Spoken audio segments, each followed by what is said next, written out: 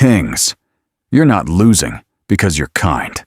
You're losing because you're afraid. Let's remove the comfort blanket immediately.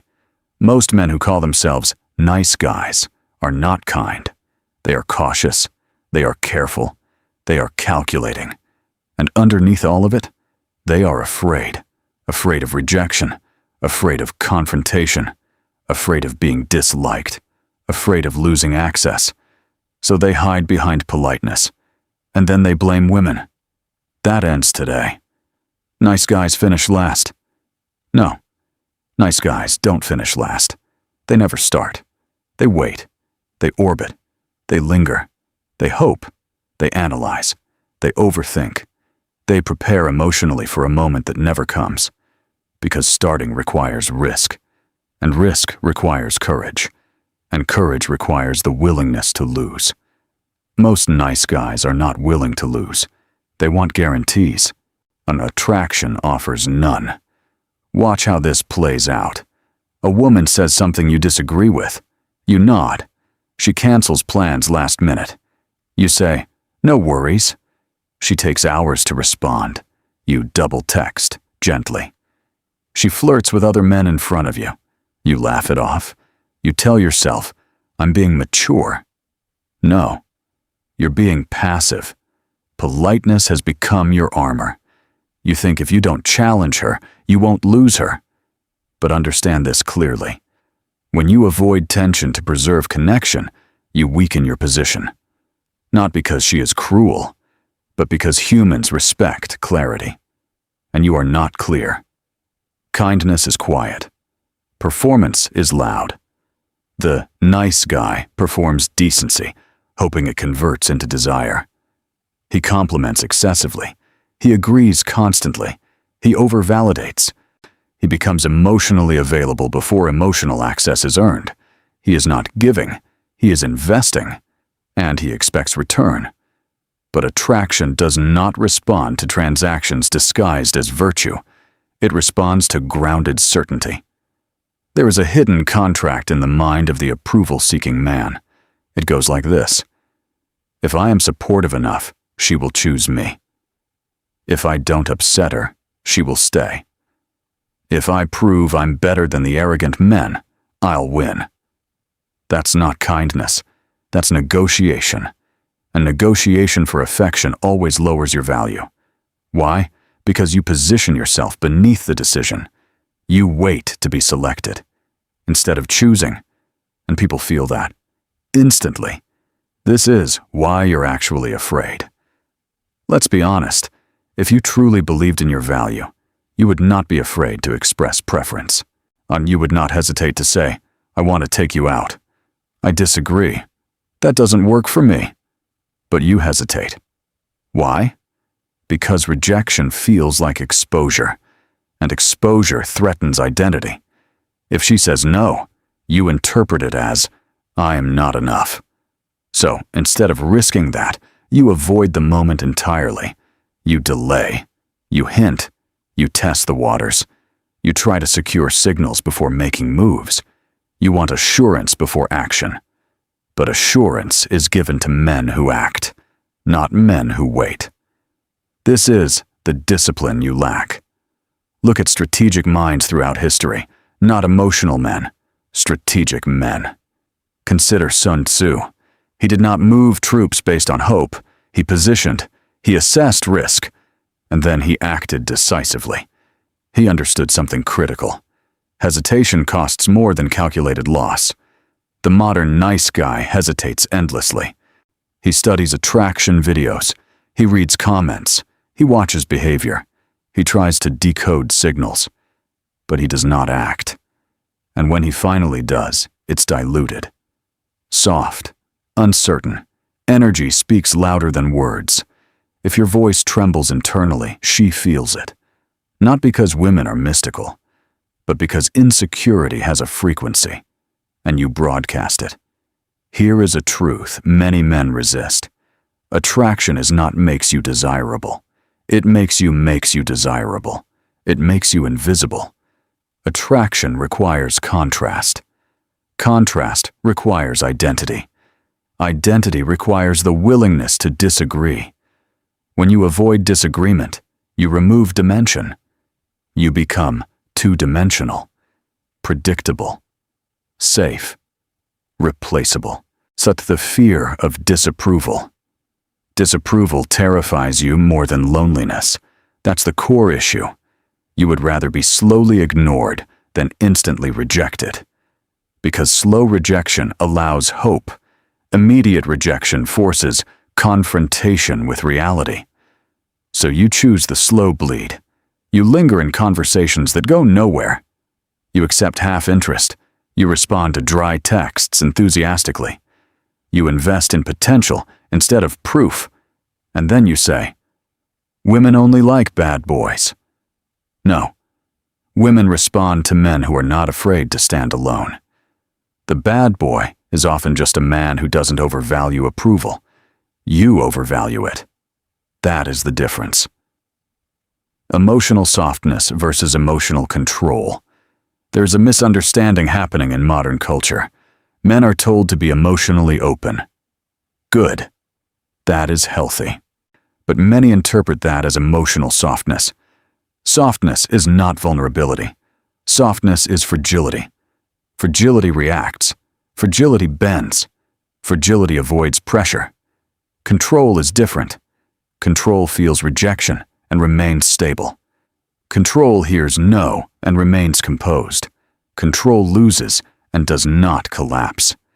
You don't lack kindness, you lack control. Control over your need to be liked. Control over your impulse to over-explain. Control over your fear of silence. This is why you never start. Because starting requires stating intention clearly, and clear intention risks refusal. You hide interest inside friendliness. You disguise desire as support.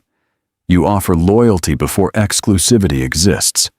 You show up like a boyfriend without being chosen as one. And when she treats you like an option, you feel betrayed. But you never declared your position. You never set the frame. You never made the move cleanly. You never risked the no. You waited for certainty. Certainty never came. If this feels uncomfortable, good. Discomfort is data. You are not a victim of being nice. You are a victim of being afraid. Afraid to be direct. Afraid to lead. Afraid to be inconvenient. Afraid to lose. And fear disguised as virtue is still fear. Let me make this simple. If your kindness disappears when you feel rejected, it was never kindness. It was strategy. And failed strategy breeds resentment. That resentment slowly turns into quiet bitterness. Then you join conversations complaining about modern dating, instead of confronting your own hesitation. We are not fixing women. We are fixing your posture. Starting today, understand this. You are allowed to want. Sure, you are allowed to disagree. You are allowed to walk away. You are allowed to be inconvenient. You are allowed to risk. If she leaves because you expressed a boundary, she was never aligned. If she withdraws because you disagreed calmly, she wanted compliance, not partnership. That loss is not tragedy. It is filtration. You don't need to become arrogant. You don't need to become aggressive. You need to become decisive. Decisive men move. Indecisive men orbit. And orbiting feels like participation. But it is not movement. You are not in the race if you never step onto the track. You are watching from the sidelines, telling yourself you're being strategic, when in reality, you're being cautious. And cautious men rarely change their outcomes. If this is resonating with you, if you recognize yourself in even 30% of this, then this channel is for you. Because we do not shame, we correct. We refine. We rebuild. Subscribe now. Now let us unmask the fear beneath the mask. You were not born afraid. You were trained. Somewhere along the way, you learned a dangerous equation. Approval is equal to safety. Disapproval is equal to threat. And once that equation was installed, your behavior reorganized itself around survival. Not dominance, not leadership, survival. That is the psychological root of the nice guy. Most approval-seeking behavior begins early. A boy expresses anger. He's corrected. He asserts himself. He's told to calm down. He challenges authority. He's labeled difficult. So he adapts. He learns that being agreeable earns praise. Being polite earns smiles. Being compliant avoids punishment. Over time, the lesson becomes internal. Good boys are liked. And because belonging feels necessary, he chooses likability over identity. The problem? That strategy works in childhood. It collapses in adulthood. Validation is a drug. It feels subtle, but it's powerful. A smile, a compliment, a quick reply, a positive reaction. Each one reinforces behavior. So you start behaving in ways that maximize validation. You soften your opinions. You filter your jokes. You avoid controversial statements. You hide strong preferences. Because strong preferences risk disagreement, and disagreement risks withdrawal. But here's the irony. The more you optimize for validation, the less memorable you become. Because validation-seeking men are predictable. They say what they think will be accepted. They rarely say what they actually think. And that predictability removes tension. Without tension, there is no spark. There is a behavior I call the fear of being too much. You have a quiet fear. You're afraid that if you fully express yourself, you'll be too much, too direct, too blunt, too intense, too opinionated. So you scale yourself down. You become digestible. You make sure you never take up too much space. You shrink your presence to maintain comfort. But attraction does not reward shrinkage. It responds to grounded expansion. You don't need to dominate the room, but you must occupy your space without apology. Right now, you apologize with your body language, with your tone, with your hesitation. The nice guy hates conflict, not because he is peaceful, but because conflict threatens connection. So he chooses silence over friction. If something bothers him, he suppresses it. If he feels disrespected, he rationalizes it. If boundaries are crossed, he minimizes it. He tells himself, it's not a big deal. But internally, it is. And every suppressed boundary chips away at self-respect. Self-respect is the foundation of presence. Without it, you feel unstable. And instability leaks. Here's what most men won't admit. The nice guy eventually becomes resentful. He gives, he accommodates, he supports, he tolerates. But because he gives with expectation, when reciprocity doesn't match his investment, resentment builds. He doesn't express it. He stores it. And stored resentment turns into passive aggression, sarcasm, withdrawal, cold behavior, sudden emotional shutdown. Then people say, "You've changed." No, he stopped pretending. This cycle repeats because he never corrected the root. He keeps giving without standards. Here is why rejection feels catastrophic. For most men, rejection is not just social, it's existential. If she says no, your mind translates it as, "I am not worthy." That's extreme, but that's how it feels. Because your identity is entangled with external approval. So when approval is removed, identity shakes. Strong men separate rejection from identity. Rejection means not aligned. Not, I am defective. That distinction changes everything. There is also a behavior I call the illusion of being different. You've probably told yourself, "I'm not like other guys." You frame yourself as the safe option, the stable one, the emotionally available one. And you expect that differentiation to create advantage. But here's the uncomfortable truth. Differentiation without strength is just softness. Being safe is valuable, but safety must sit on top of backbone. Otherwise, it feels like dependency. And dependency does not create desire. Notice how quickly you attach. You meet someone interesting. Within days, your emotional investment exceeds reality. You imagine future scenarios. You prioritize her schedule. You adjust routines. You respond instantly. You escalate internally before anything is earned externally. That is impulsive attachment. And impulsive attachment communicates scarcity. Scarcity lowers perceived value, because value increases with restraint. Strategic men pace themselves, not to manipulate, but to observe, to assess consistency, to test alignment. You rush because you fear missing out. You fear losing the opportunity. But rushing often creates the loss you feared. In any dynamic, someone sets the frame. The frame is the emotional structure. It determines pace. It determines tone. It determines boundaries.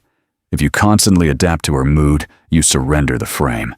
If she's distant, you chase. If she's warm, you relax.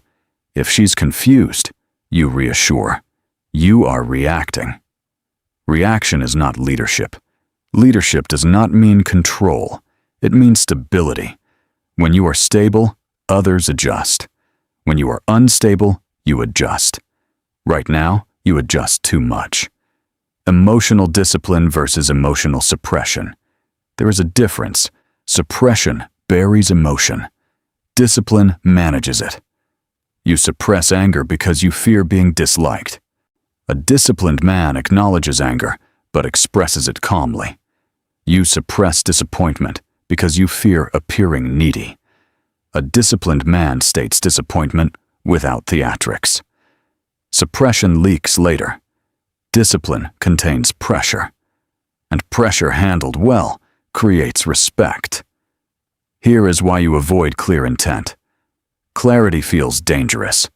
If you clearly state, "I'm interested in you," you risk hearing, "I'm not interested." That direct confrontation terrifies you. So you camouflage intent inside friendliness. You hope she connects the dots. You hope she makes the move. You hope circumstances align. Hope is passive. Intent is active. And until you embrace active expression, you will remain in ambiguous territory. Ambiguity protects ego. Clarity risks it. At the center of all this is self-worth. If you truly believed you were valuable, you would not negotiate your behavior for approval. You would not over-explain your boundaries. You would not panic at silence. Silence would not threaten you. Delay would not destabilize you, because your value would not fluctuate based on response speed. Right now, your mood rises and falls with interaction quality. That is external regulation. External regulation is fragile. Internal regulation is power. Let's outline the pattern clearly. You meet someone. You become overly accommodating. You suppress disagreement. You invest quickly. She senses lack of firmness. Attraction weakens. She pulls back. You increase effort. She withdraws further. You feel used.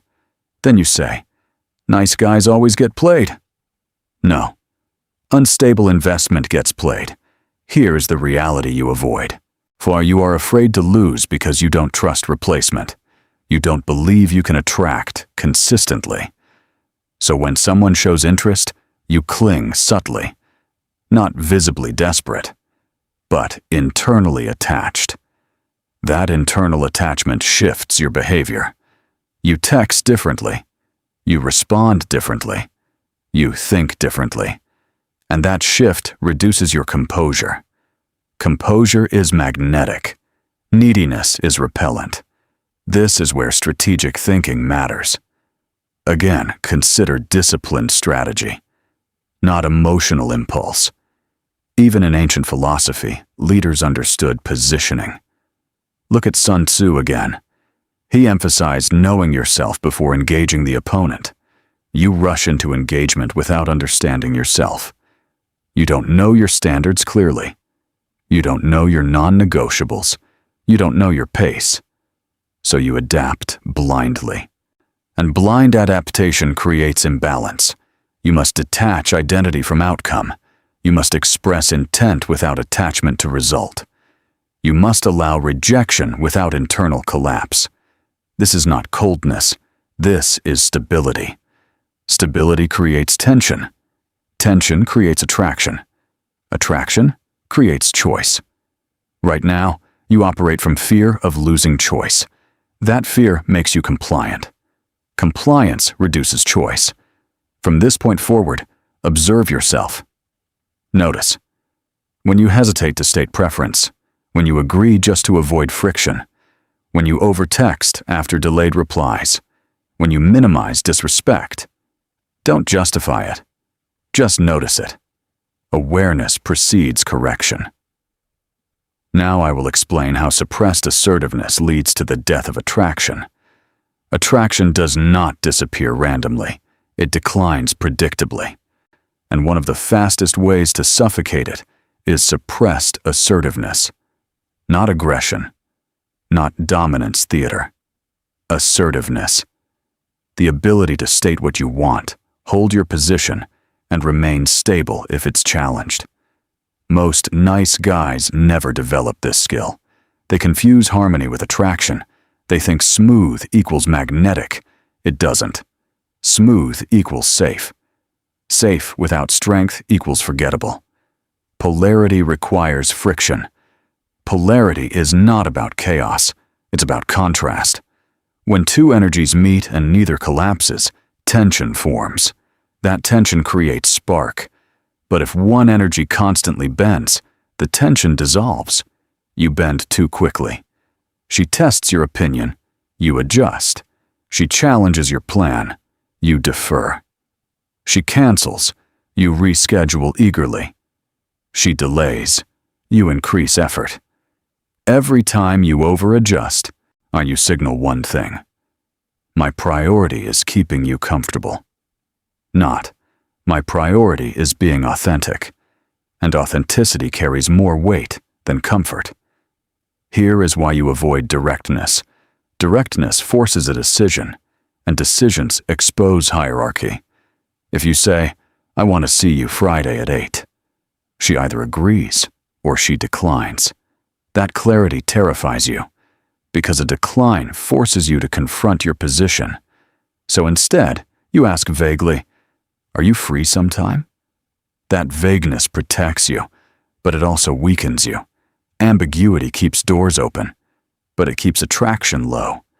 Clarity risks closure, but it commands respect. You avoid closure more than you desire respect. That's the internal conflict. The myth of being too intense. Many men say, I don't want to come off too strong. Translation, I don't want to risk being rejected. Intensity is not the issue. Uncalibrated aggression is.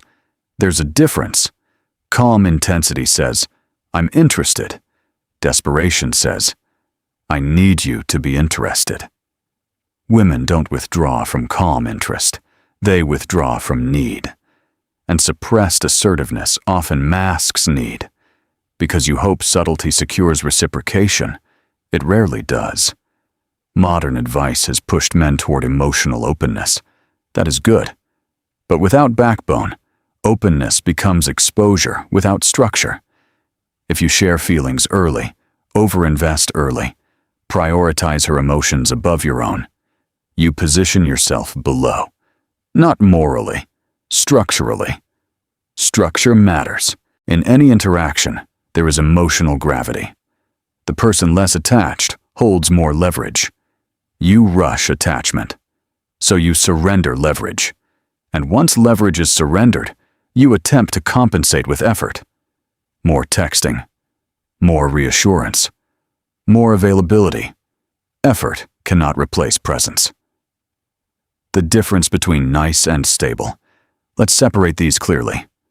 A stable man expresses interest clearly, accepts rejection calmly, disagrees without hostility, sets boundaries without apology, walks away without drama. A nice guy hints at interest, fears rejection, avoids disagreement, explains boundaries excessively, stays after standards are violated. Both may appear polite, but one has spine, the other has anxiety, and anxiety is perceptible, even if unspoken. Here is the test you keep failing. So not because she is manipulative, but because humans assess strength instinctively.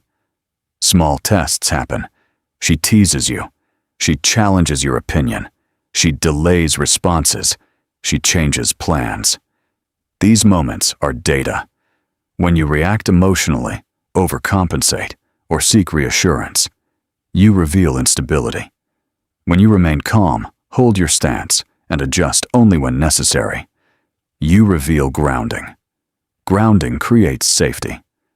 Safety with edge creates attraction. Safety without edge creates comfort. Comfort is where attraction goes to die. This is where discipline matters. Think strategically, not emotionally. Again, look at Sun Tzu. He did not rush into battle because he felt eager. He moved when positioning favored him. You rush emotional positioning. You escalate before observing consistency. You commit mentally before commitment exists. A strategy requires pacing. Pacing requires restraint. Restraint requires self-control. Self-control requires detachment from outcome. That's the chain. Break one link, the system collapses. Pause for a moment. If you're recognizing yourself in this, if you've seen these patterns in your own behavior, drop a comment below. Be honest. Have you ever over-texted, over-explained, over-invested, stayed after disrespect? Own it. And if this level of direct breakdown resonates with you, subscribe, because the next sections go deeper. Now let's continue. Here is why suppressed desire backfires. When you hide desire behind friendliness, you distort the dynamic. She senses something unspoken. Unspoken tension without clarity feels confusing. Confusion weakens connection. If you desire someone, express it. Not dramatically, not theatrically, directly. I'm interested in you. Simple. If she reciprocates, good. If she doesn't, clarity is established. Clarity allows movement. Ambiguity traps you in limbo. Limbo drains energy, and drained energy reduces presence. The illusion of moral superiority. Some men think, I'm better than those arrogant guys. Maybe you are morally, but morality does not create attraction by itself. Strength integrated with morality does. Without strength, morality feels like compliance. You are proud of not being confrontational, but non-confrontational behavior often masks fear. A disciplined man is capable of confrontation. He simply chooses it selectively. Capability matters, even if unused. Here is the role of identity. Attraction responds to identity clarity. If you don't know what you stand for, you adapt too easily. If you don't know what you won't tolerate, you tolerate too much. If you don't know your pace, you move at hers. Identity anchors behavior. Without anchor, you drift. And drifting men are rarely followed. You want to be chosen. But you haven't chosen yourself first. You haven't defined your non-negotiables. You haven't defined your pace. You haven't defined your emotional limits. So you operate reactively. Reactive men feel unstable. Attraction rarely explodes. It erodes. Slowly. Because of small behaviors. You laugh when something bothers you. You say, it's fine when it's not. You respond instantly while she responds hours later. You cancel plans for her, but she doesn't for you. Each imbalance compounds. Eventually, she feels something shift. Not because she is cruel, but because imbalance reduces polarity. Polarity requires two strong points, not one strong and one bending. You are not invisible because you are kind. You are invisible because you suppress force, not physical force, not aggression. Force of personality, force of opinion, force of boundary, force of decision. You think assertiveness equals hostility. It doesn't. It equals clarity. Clarity is rare. Rare traits are attractive. Here is what happens when you change. When you begin stating preferences calmly, some people will withdraw. Good. Those who require compliance will leave. Those who respect grounded strength will remain. Your dating pool may shrink, but quality increases because you filter faster. Filtering faster reduces emotional drain. Reduced drain increases stability. Increased stability increases magnetism. This is structural, not emotional. Suppressed assertiveness is self-sabotage disguised as politeness. You think you're protecting connection, you're weakening it. You think you're increasing safety, you're decreasing tension. And tension, when controlled, is what creates spark. Compliance trains. Disrespect. No one wakes up and decides to disrespect you. They learn they can, and they learn it from repetition. Every time you tolerate something that bothers you, you send a silent message. This is acceptable. You think you're being patient. You're being permissive. There is a difference. Patience observes. Permissiveness absorbs. And absorbed disrespect compounds. Here is the boundary you never set. Boundaries are not loud speeches. They're simple lines. That doesn't work for me. I'm not available for that. I don't like that. Let's reschedule properly. Most nice guys avoid these lines. Why? Because boundaries introduce friction. Friction introduces risk. Risk threatens access. So you sacrifice boundary to preserve access. But here's the structure of reality. Access without respect collapses. Respect without access can grow. You chose the wrong priority. Let's walk through how this usually happens. You meet someone. She cancels once. You excuse it. She's late. You minimize it. She responds inconsistently. You rationalize it. She flirts publicly. You laugh it off. She disrespects lightly. You ignore it. You think you're being mature. What you're actually doing is conditioning her expectations. Humans adapt quickly. If there's no consequence, behavior repeats. One, you are teaching people how to treat you. Silently. Repeatedly. This is why you avoid confrontation. You don't avoid confrontation because you are peaceful. You avoid it because you fear escalation. You think, if I call this out, she might leave. Yes, she might. And that possibility terrifies you, because you're attached to outcome. You'd rather endure small disrespect than risk total loss. But small disrespect accumulates, and accumulation leads to resentment. Resentment leads to emotional withdrawal. Emotional withdrawal leads to collapse. The very thing you feared happens anyway, just slower. Most compliant men don't stay calm forever. They store. They store frustration. They store disappointment. They store unspoken irritation. Until one day it spills. Suddenly they become cold, sharp, withdrawn. And she says, "Why are you acting differently?" Because you finally reached your tolerance threshold. But from her perspective, nothing changed. Why? Because you never communicated boundaries clearly. You changed internally without updating the external contract.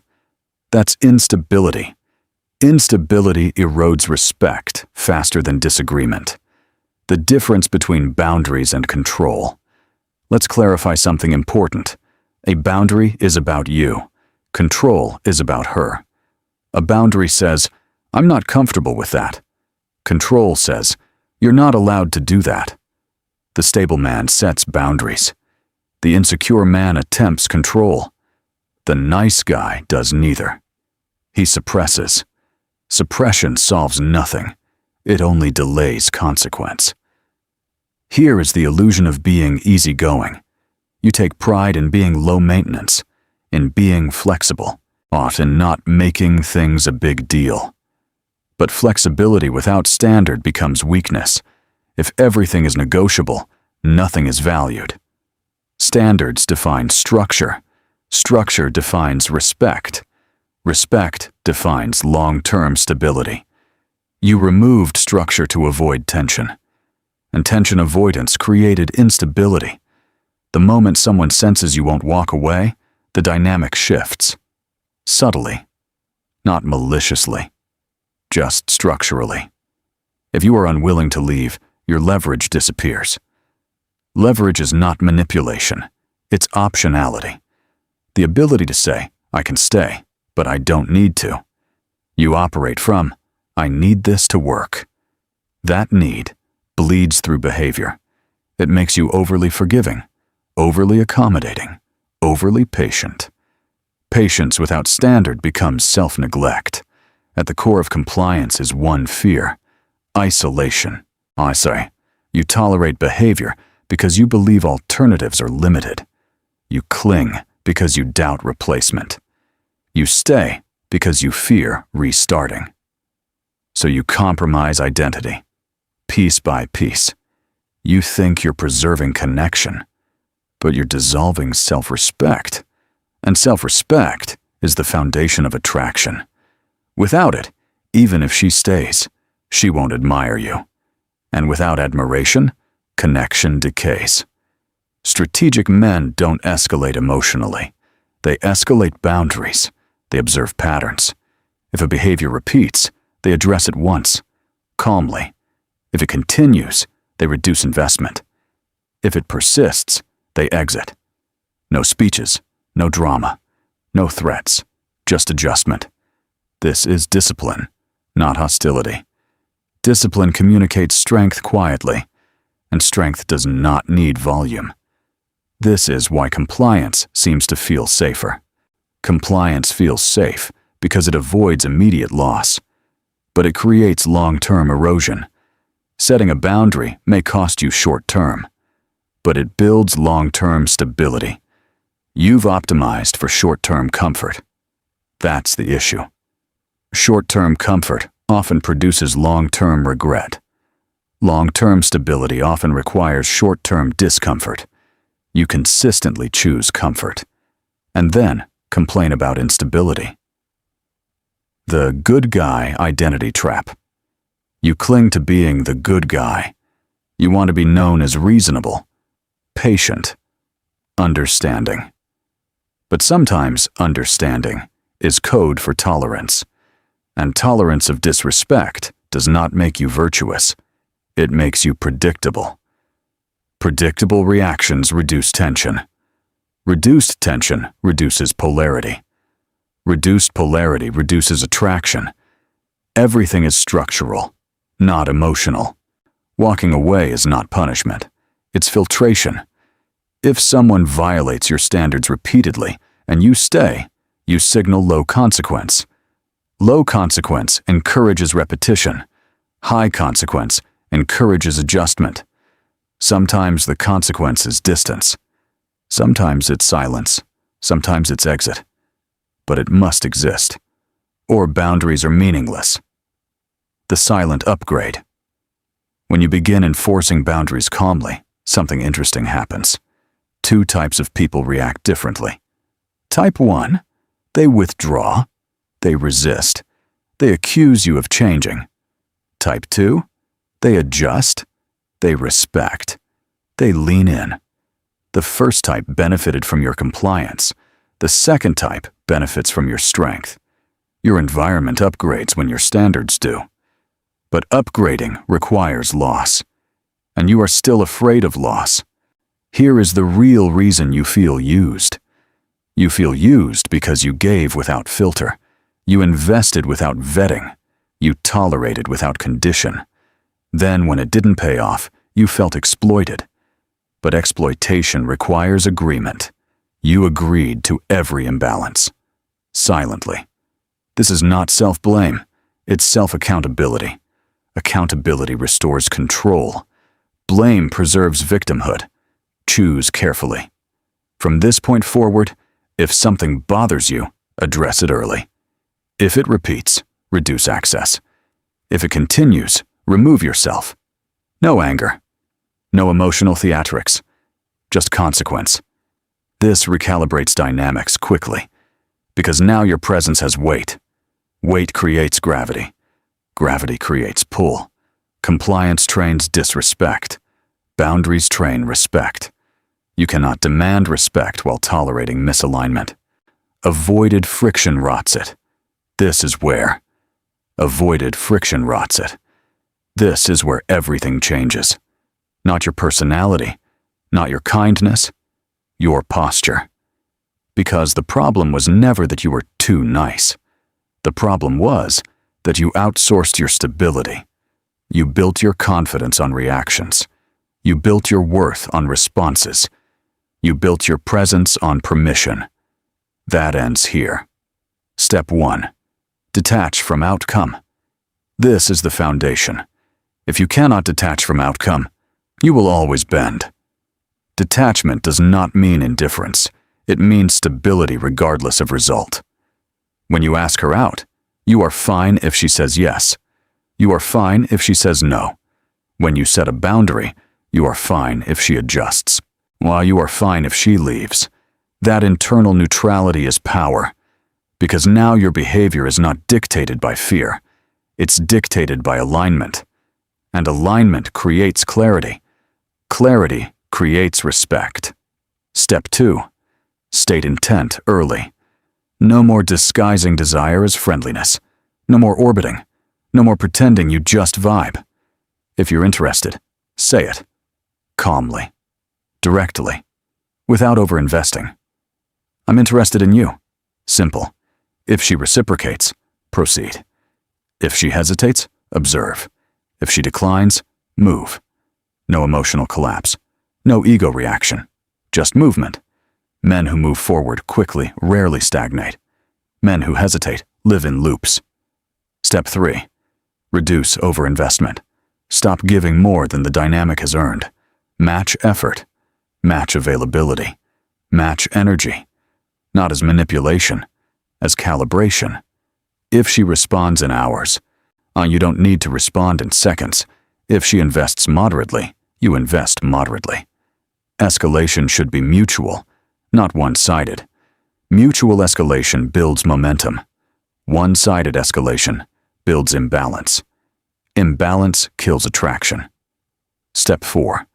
Replace reactivity with observation. When something shifts, don't panic. Observe. If she pulls back slightly, don't chase immediately. Pause. Let behavior reveal intention. Most men destroy potential by overreacting. Silence becomes threat. Delay becomes crisis. A disciplined man treats changes as data, not danger.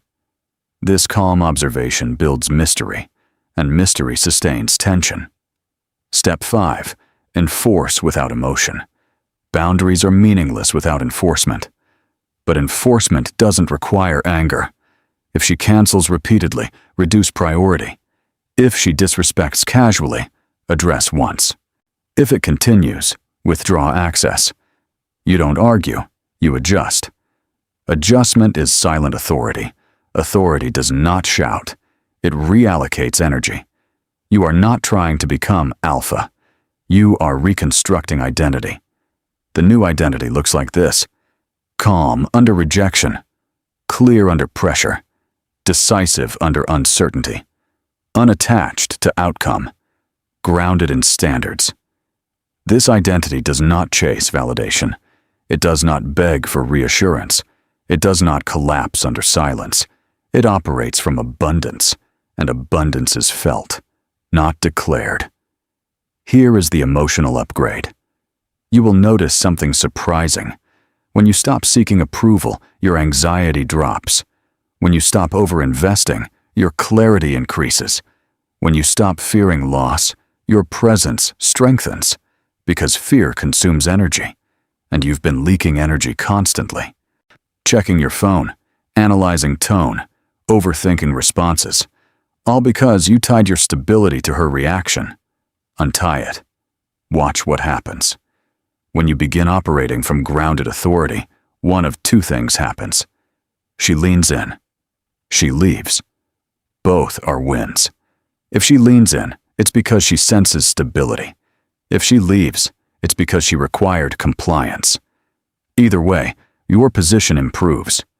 Because now you're filtering instead of chasing. Filtering preserves power. Chasing surrenders it. True confidence is quiet. It doesn't announce itself. It doesn't argue for validation.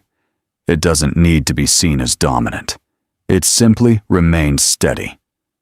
When you speak slower, when you respond less reactively, when you stop explaining yourself excessively, people feel it. And when people feel grounded certainty, they relax into it. And certainty creates gravity. Gravity creates pull. Pull creates attraction. Here is how the nice guy loop ends. The loop looked like this. Fear to compliance, to imbalance, to resentment, to withdrawal, to loss, to bitterness. The new loop looks like this. Clarity to assertiveness, to respect, to stability, to attraction, to choice. Choice is the goal, not approval. Choice. When you have choice, you do not panic. When you do not panic, you do not chase. If your answer is crumble, your work is 100% complete. If your answer is crumble, your work is not finished. Because your emotional center is external. Your center must be internal. Women respond to men who are centered, not because of manipulation. Because centered men feel safe and strong simultaneously. And that combination is rare. The ultimate truth. You were never losing because you were kind. You were losing because you were negotiating from fear. You hid behind politeness. You disguised hesitation as maturity. You labeled avoidance as peace. Now you understand. Peace without backbone is passivity. Kindness without standards is compliance. Interest without clarity is confusion. And attraction without tension is temporary. You don't need to become colder. You need to become firmer. You don't need to become louder. You need to become clearer. You don't need to dominate. You need to decide. Decide your standards. Decide your pace. Decide your boundaries. And then live them. Calmly. Without apology. If this entire breakdown sharpened your perspective, like this video, share it with someone who needs to hear it. And subscribe, because we are not here to blame the world. We are here to master ourselves.